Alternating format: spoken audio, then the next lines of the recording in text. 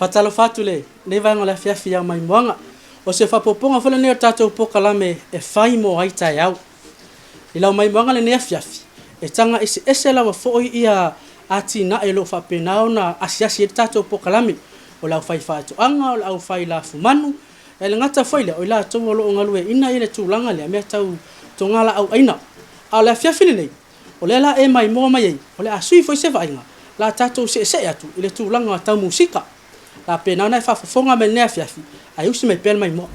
ai se sunga tali mai o mi si o leva ai o ulo wa elefi ai au se text for mai melia kusin mai melia kuwa ele kali mai ai se sunga tali mai o mi si o leva ai o ulo wa elefi ai o le alo le leo le atunu uia Jason Dionisio po jayzo 685 ua lau iloa i nei ana musika whaaona po nei e mai le afio anga o tua mouta ma iwa i le motutele i sa la fai. Na maua le avanua e whaatana no ai Jason Dionisio i luna o le tatou porokalame o le whai mo ai taeao e ala leila na ati na e uro whaatini o ina le teimi nei i le ngao sia le au instruments mo pese ai le ngata ilia o le tufata sia le au pese ua tele le mamalu le atunu ua fia fia e whaalongolongo ai i le nei vai tau. Malo atu le malo se tatu o whawhongwhonga mai le tura le fiafi e o soafo Jason o Dionisio, also known as jayzo 685 kia ia te au lava ia na o amata le loa fesunga walu so loa fesunga walu no amata na loa lava ia na o amata man le tatawhanga sa la pia na o aonga i le Fifi College o lo mata upua le ko sa lo main subject le musika so Fifi a Pauline me ke Fifi ke ia o na musika dia ngis muka Fifi ke ai no lo ya u yo ya u le tali me musika sa ton fai la i te vina au fin au se me fin le su se me fai ngau do e fai ngau producing le special fai me ka musika tanga tanga fai do se sa o amata la fesuma valo na o amata me sa u mix pese focusing o pese me se la me sivo ka usala kama hip hop ya ya so ama ka ka ia lua ia le wo me ni ia e vi ia le vi le no ma fio te di fai tatu le fai fa ata ina tatu mana me o tatu mo o ia tatu le ko ke le ka me ke o le aso so ko lua fai le session le taeao le uli mo le fia ia o le ko ia pa wa fai malo ia so lo anga I customers do ye ki o tulanga le fa mo ele o le ai te fai ala ia studio ile fale mai nga due ai e tele o le singa lu nga fo le te fanga lu nga ai e sau ile pe o second job pe o studio to le awa e full time mai lo fe lo sfu sa va pe nga due o le work from sa mo ina o lo o le talingi le mo au te lo ya fu spitsilion te le atu le selin ya fa pe ona o mau le tali sa fa pe ona o fa ma vai so phone tu a to la time I le final studio recording o pissing ma fai beats so la le wo full time ya le la full time e fale studio ma ko ina o pesse ile tulanga le tau le musika e ia ni au o ia original sa beat o ia le time wa me tawina fo ia ile tulanga le to tele wa fia ia fatunga ale ngata fo ile ia o to inga musika la waita to le generation la waita to wa e pe fa ale ko manga o mia ka ko kama fo kama silo kama pa ia lo wa lo ka ko yo time nei o e to tele nai le usuma to fa finir le fa piano mai te wa recording o pc se be bo ma tutala no po le to ina pc la ko ki fingalo ai a fa pe esa wala ka ye malanga ye pi ngai pi en fa na remake ya fu le pe la has like original fa remake ya wa fa pe esa so si venga le wo ye no ma fau le to inga pina o fe no creating okay pe dale fa te ingole so ya che shura le so le o lo fa pe na maui tutu ila timi fa pe on message me uso ya o fingo mi ngai se pi Okay. ngai se pi ga ola fa mo mete so o le la main ma na ko yo no va pe o kwa create o se na fa ko uso fili la o pode ko na pi ke ma o originals ia va yo fili me le uso yo na la ia create na ia fa ki so po e umalai o ia me fa ili tu fa tasi umala ia so drums is ko pi na whaailoa fo i jayzo i luna o le tātou por kalame. Ia le te leo le au ngā o le nāti na e olo whai e le te minei, ai mai se lava mōlo na a inga.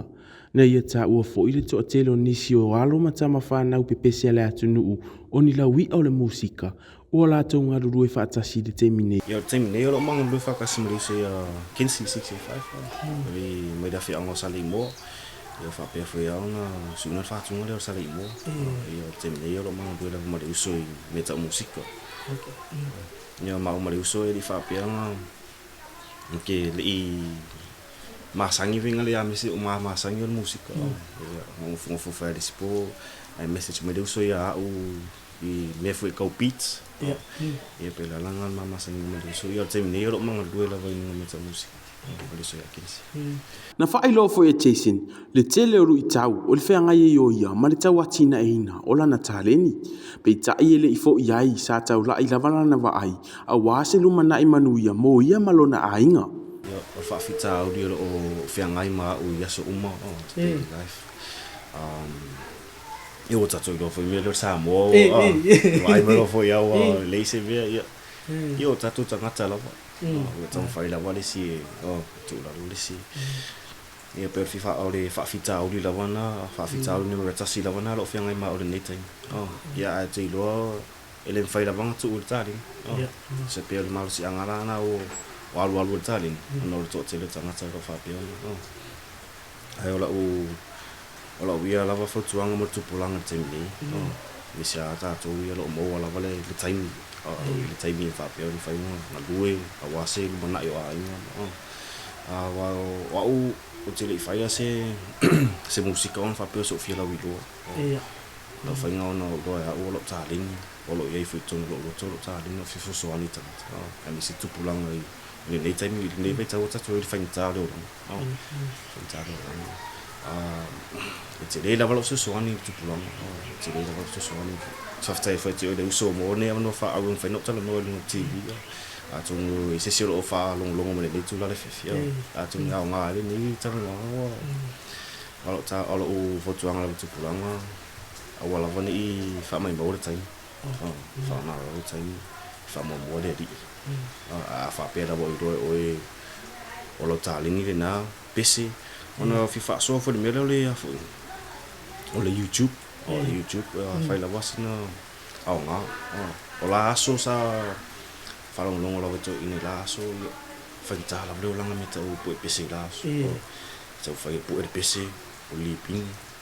fa ta wa tu tanga wa ale au no ma kong seki e fai ele mo se tu pe wa so si la wa la o le alu de tu pe tong pese ta fai la on mo sa no ye po fiti ila na fa tu no ia o te minei o te le lawa so soani le YouTube. YouTube ia i mātou nei le whai le na fwili tula au le pitula au le musika o te whiwha asoa to le tupulanga. O lo tai mire ni. O tai mire au alawa nei wha mai mo lo tai. Ise me se. Te le whawhita au le lo tupu mai tonu se tatu atu nuu. Ono se whai unga. Ai a sa o le whai unga. Manuia i le ai. Ke kale simon. E pia lo whautuanga ai. Na whaailoa fo e Jason, le tele o whamanuianga o lo ia mō mai le YouTube, ma sa mō fo i le avanua, na te whaamala mai, le au wala e mawhai ei ona access le mamaro le atunu i le YouTube, ma maua mai ei le seleni, e whao ngā ai le tātou local account. Le tūlanga le YouTube, o te minei o le YouTube le o tūmalo si la vai tea, i me tau seleni, pera le po ina pisi, upload i lunga, te whiwha aso atu whai le maro le tunu so sisi la veanga mao e whai ana e la aso a whai lo live winga le YouTube whenga mo e lo tupu e le mea ka o le monetization monetizing o lo channel venga le dunga e whai inga link a koe le account loko tato ni Samoa ai fai na ai mana o mia la so pa ana i fafu la pela o visila le link ngai ka ko ni Samoa o visila la i America mel o lo afu o lo i vai ngale o lo pesa o vai ngale YouTube al meio monetization afu e anga ba ala vai so sa si ele fa pe foi no le pese e o faftai foi le e ngai palang o ka ko mo ngi a ngo le mo ole a fai stato malonga pupu le nei vai ngale fe lo pokalame e fai mo ai taeao alia so la aku se vai po fe ile lo kenzie se suema sa foi se fa so ai le fiafine le tale ni lava le musika usi mai pel mai mo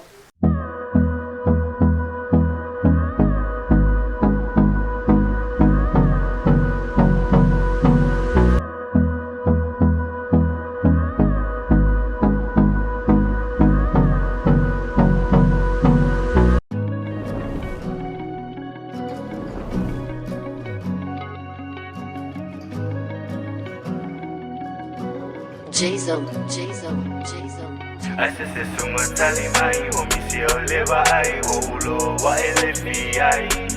au se text for mai mili aku sin mai mili aku wa ele kali mai asese sunga tali mai o misi o leva ai o ulo wa elefi ai au se text for mai mili aku sin mai mili aku wa ele kali mai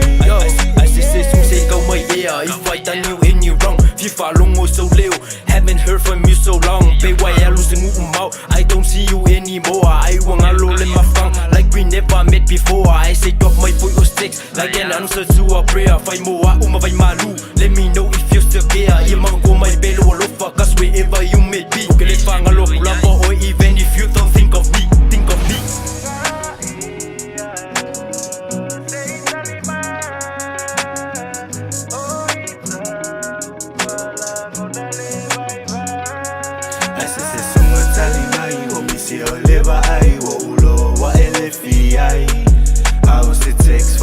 mai mili aku sin mai mili aku wa ele kali mai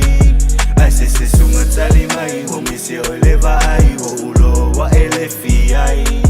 au se text for mai mili aku sin mai mili aku wa ele kali mai please remember me someday okay kau fear for lang mistake but for you please God I pray yeah mang we me umay fire but forgive me for all my bad may you find true love and joy if you gonna do me like that I sunga papa man lo so say wa opa pai kama fukanga mali amakanga skaya for kwai malama okay if you be okay bye bye ngai kinga wa isa mai I will lay out come fight why go so my free or die hello yeah please me que no hay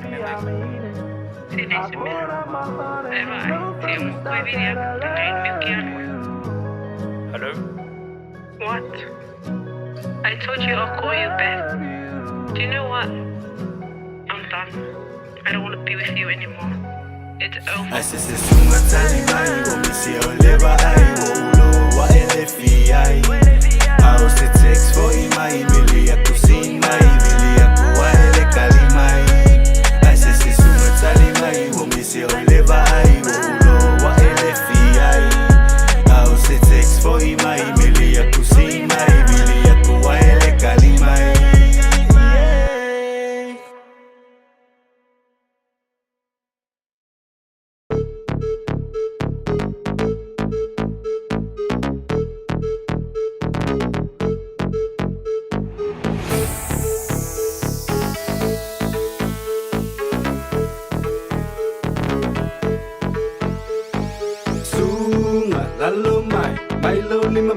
so my twerk that thing, baby you so fine. Soon my air will be mine. Soon la lo my lonely my so my twerk that thing, baby you so fine. Soon I wa out the lay. Soon I wa out the lay. Yeah, tell me my eye tonight. Soon I wa out the lay. Yeah, soon I wa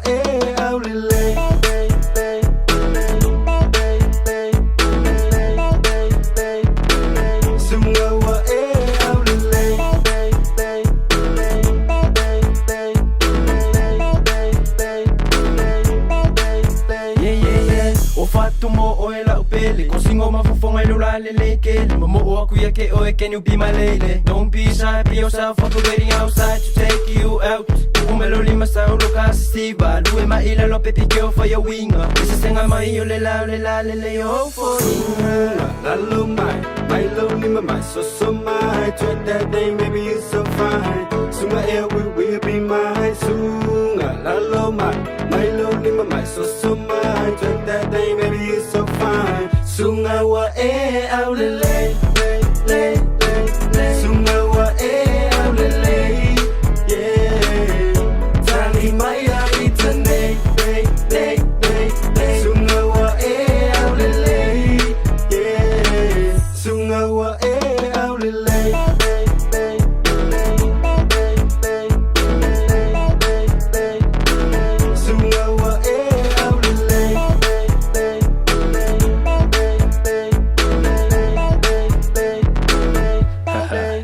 Sunga, Cinderella, you so old don't be shy and tell me what you say. You never know, I might think that same way. So quick, plain and swing my way. Can I have your number? Seki I lola, sunga plan. Sila pa sing it, I want to be your man. I will keep a police and meaning your langa. Cause I will be your fika sota. Yes, sir, I'm that guy to support you every day. Umelo lima ma elwe ma ingay fa ang oilo ya mampe. Piki o nga ngay. Say sa ili ma si Urian na fa yelo say. Laki yo fuili a boy seki oilo au lele. Umala uma fo ila kala kalima ya sintalelo o nga lala sunga wa au le sunga wa au le yeah tali maya it's a day sunga wa au le yeah sunga wa au le sunga wa au le yeah Maya it's a day sunga wa out le yeah sunga wa out le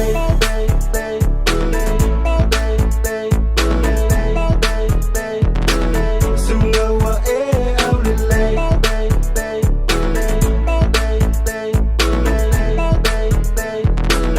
sunga wa out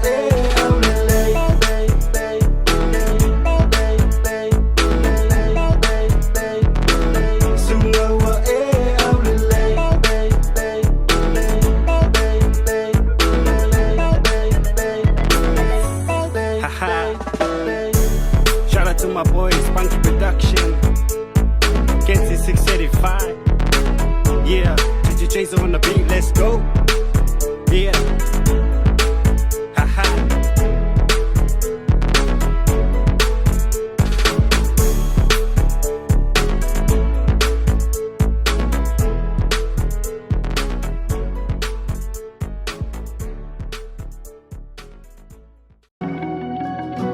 Jayzo.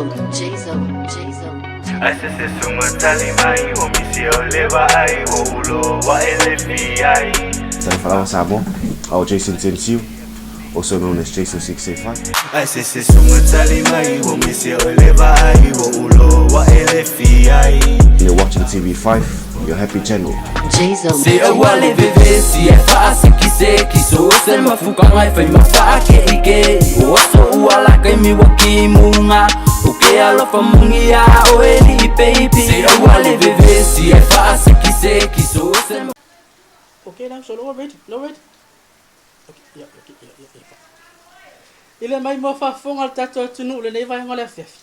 O le nga vidi me da wali ia no manga o mia mai ala fa fa umane le pesene fengi. Ile tata liu mer tato po kalame mai lana malolonga. E fai mo ai taeao. Yoi. E fai mo ai taeao. Ile nei afiafi. E fiafi alo ma fa tase fo imale so ya kenzie. Se tasi fo yo alo le tato tunu. Ia ole la wi lo na pese ile taimile nei. Sale imo ole uri o pele o ke pese ai male fa ai keke una fenga o kamiki ole au kamiki nei ole ele ama kamele vipa ia ko fulele a fio mai ai ngai ko lu mai ale lua ko malenga ka ala male fa ko ia o pele la mo ko lo le mafua angole mako ingo ai kala anga mai so nga mua ile ko ia inga saua o mali ko e mafua mai se po e fa sanga e ai lunga le imo le o mo wai lo le ngo a ko sa po wa e sale imo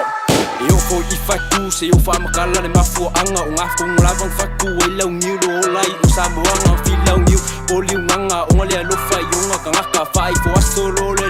inga o kongi o la longa pali ya fa filo ya tu lo sunga kenzie le vai ngala fa se fo manuia sa no ye fa filo ile mai mo fa fonga tatu atunu le vai ngala fiaf ya talo fatu le mare malu se tatu atunu fa fonga mani nei tu la fiaf au ata se fo ima pokalame le TV lima ya mo le tu la fa tai mo le amana i mai fo ro ni tanga fa tau ba ya e fa lo bilo fo ile talen po se me alo fa fo o mo dai kenzie ole ale matua lo so fu lo vai ile tai mili le fa to a sul mo le iva ni to sanga oh se fulu male iva tau sanga ai ole le langona ole tu langa na ai po nga fena yailo ma fo fau e te filfilia ai le a taleni ole pese pe ona isa no le vanga le fiafi ole taleni ya ole me alofa fo na fo ai le to ya te oi fa pe ai ona e fa nga ina ole le vai tau lo so ifua polo olang le ilo ma fo fa le ila ra matalola na ela pese ma fakingo lo aftai to fafsit yo me lava o loitit oh so isi von menga ilma fo fa wow ola ma ya kasir kali ni ngo lo me ma falang ya ole ngalak pia ola ma lo ngalak pia o wa fo por simo pese ngalak pia yo o solo me lo fez gosful makanya nga ilo mafau ile le fifian musika along isio o rap isi yo ta o fifia ma saya kia mafau finga ke katong olo ya kaku musime alo fa ai kaku kiri katong o kaku kanga kai le pulang talin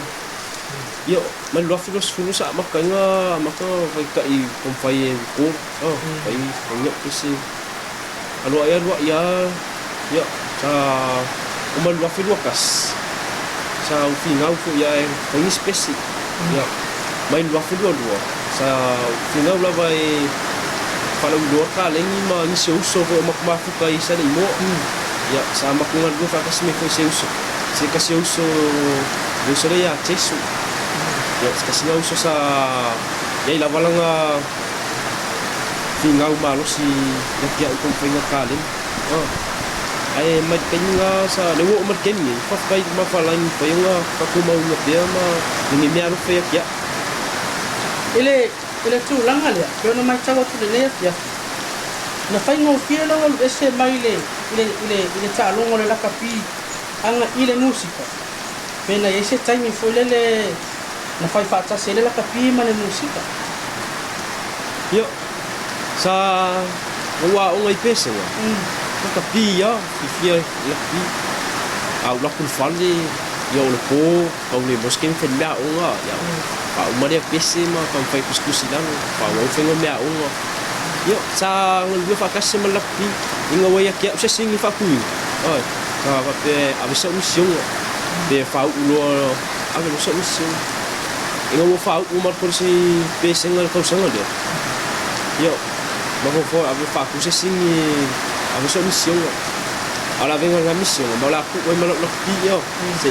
aku me foi mai ola keling fake ko on fe kala me ma fala ni pe fa mo mo le singal bala dia ai fa kai mo fe mo bo ni ka ni o pis ai fe ma fa wo pe ma anga ibu ma wase ni le ese so o to ga inga e le ta le ni ro pesi tu lo le fa fini ko lo tama ko lo tina pia o so anko fo e le ta le ni ro pesi yo o tai do yo o maku le mesio la u ai ngol ai ngala valo kinga mai velu kan sai le pen ngol fiafio a o fiafio ana yo lo kama sai le usol kama sa kaka ya Richard Paka sa kapi yang mulai ayat kini yang awo au kilo lola ye pola ye ayat kini yo tinga we per ngakaling o fa ye so malo fatai kenzie e le tulanga la vale le lo tutu wa e male ai le tulanga le musika ya ti oi e se tama pese fo le la lolangi anga ta fo le tonu se ta ta tulu na ta la e lo va ai e ke fia via male di le la fatai ia sa ba ai pe ama ki kilo pe ai o asa makinga ta kia no ka inga ka lingi yo ke le wang siu soi fafo sa makanga o sau male yo ka ling ke siu ai yo isi wal pese yo ska dia lo fi le o fa festival trio le ia 14 le lisi ke le lava le HP boys sa kom fai te a o sienga tu langa am kamaka ko ka ling yo male usole a jayzo do so o lo pesta ngai sa mo lo va ai me kau rap po kaka o ki fia ke le pia sanga release fo wa sa o ki fia la vai I me kau musika yo kango beating sa mo ke lo so la vai a jayzo o le pest fo ngai sa mo fia la vai after ile tulanga ile poina o musika o le fainga o beat wale mai tawat o ila le ngafa matulanga le wale telu nga le fatasi la foi male uso ya tise dale o ya le ta ina o me fa ili po le so swani le uso ya tise le tu fatasi ngo me fa after yo pe la vole uso la ya tise ngaki la se ko inga kanga ki manga oi la kaya pisi Excel lava ka umai lava e ngafa la mal forma create forma ile ai forma ile le pit ai sau fo I mali lava ila ka manga ola ka kinga ngau ye le pesele manga oi yo lava le usole ya tis kenzie famul moli ile tulanga le la fa tunga le sale imo ole ova fai lava sina mawa ole pesele ile tulanga fo ile le to tele ya tulanga ngata fo le ma to ele fala no ele peseda se faz a fam talang o aina feso soani ya te o ele fai ngole peseda aftai yo ole peseda salimo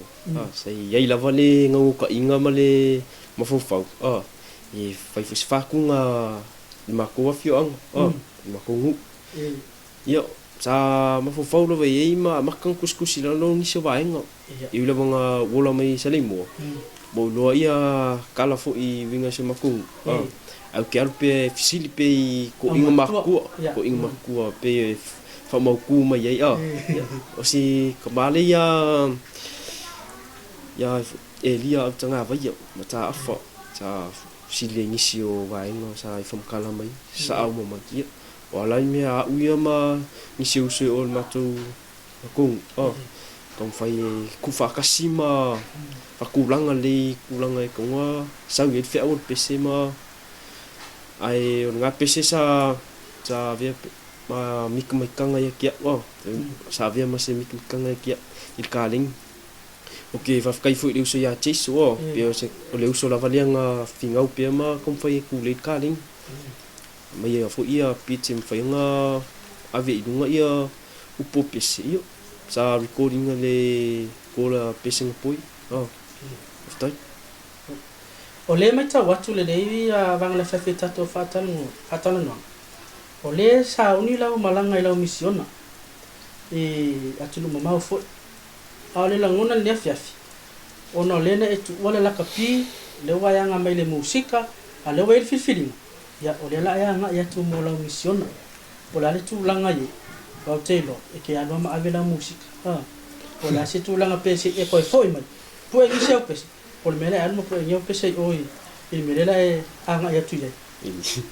yo tai la mo le fafsili yo longa fu al fia fa nga fa au siang iso sing le langa sa kom fai le yo kulang el musika o se me alofa ma falang se me alofa ya ai ele ku ai per fingalo ma falang fa ngala ulia e kala le yo o musika ya kia on ka inga ku aku ngai koi foi mai Kaya la kele falau kele kuma falangi mal malam man musika ma me ofenga mau ni ke yo la silia ku pe fo imai ai fai simele ku ai simele me alo fa kuma falangi vala udir kuma falangi so ya le mo ke dem fe kuma falangi falau kele per ka le fa wo ipe malo fa tai lewa mai mo fa fonga fo tato tunu le vanga le fa fi fa so ale so ya kenzie ila na tali le musika to na yek time nei ai ne fa fi kenzie patula va no le fa so fa tuanga ngata fo ile ya o fa tu fo ile tato tupulanga ile fa nga tatau le o le va no ma le time wa le va no le me ma ngata ai ma wale la le ne fa fi te sa no foi sau fa tuanga ina uso foi mana to fa fini o anga me foi le nei tale no musika ia mava no e mau atu isi ava no sau fa tuanga mo la to le ne fa fi la mai mo fa fon ya oftai ya fa tuanga ia o le fa tuanga la va ia ba ai ko kele la va planga lo mo fo mat kaling ai lunga la va ia la ku le finga mala ma fu ya ke longa e ko kele lava ngisi usum ku fa finga le fie mo le mo ai o ngai ko kele mai lo ia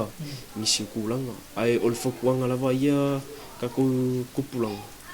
fo nga ka ke ia la simea lo fo ia ki o nga ke mi ko fa ia amaka ko fa ia ako ngai lo le ai o le main lava ia le kom fa nga fa mo le di mo le di o le lo fo me le di aka ku fa mo fo le di ke wa ia mo u kom fa le ia kom fa nga lu fa ka smu si uso fa ke ai afa ka si mo fi mo le fel fangin ka ling ke le fo ngi si o ku fa fin ele le yo la ku si fonga por ku le o kom fa la vai koso mai ku fa ka si ma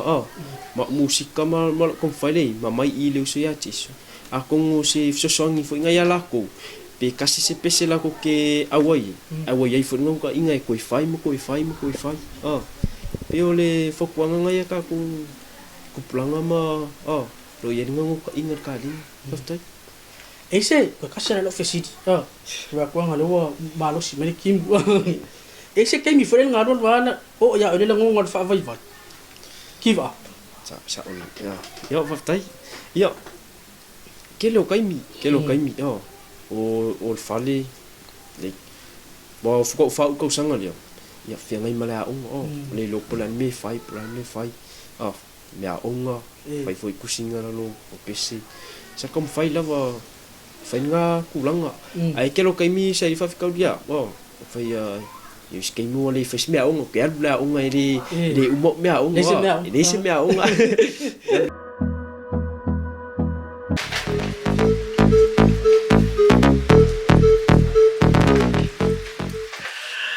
ole tawa lunga le na tato pokala me le vai nga le afia le ka e fa umala pe se ira wa ia tato pokala me e fai mo ai taeao le na mai mo mai ai le vai nga le afia ia lo foi ma tama fa na uso tato atunu olo ia ile talento le musika ia wa foi le atin nai ia le tau singa lava ainga no mai ka le sia a we fa fonga foi le fa soa ale ngata foi le ia tama ainga foi was la sa ale ne vai nga le afia ia e feso soani e foi ia lo matama fa na uso tato atunu lo ia ile na una tainga ile taleni le ole musika ale ngata ia le tu fatasia ma le poina le musika ia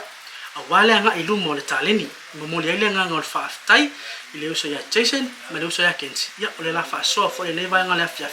a ole ati na ia o ma wai foi le so soani ia wa foi le tausinga ainga ile nei vai ta tu le tama le vai aso fo ia mo le sio no fa poponga ai mo le taimi nei manu te reina o fa sa usanga sa mo le nei afia to fa soifua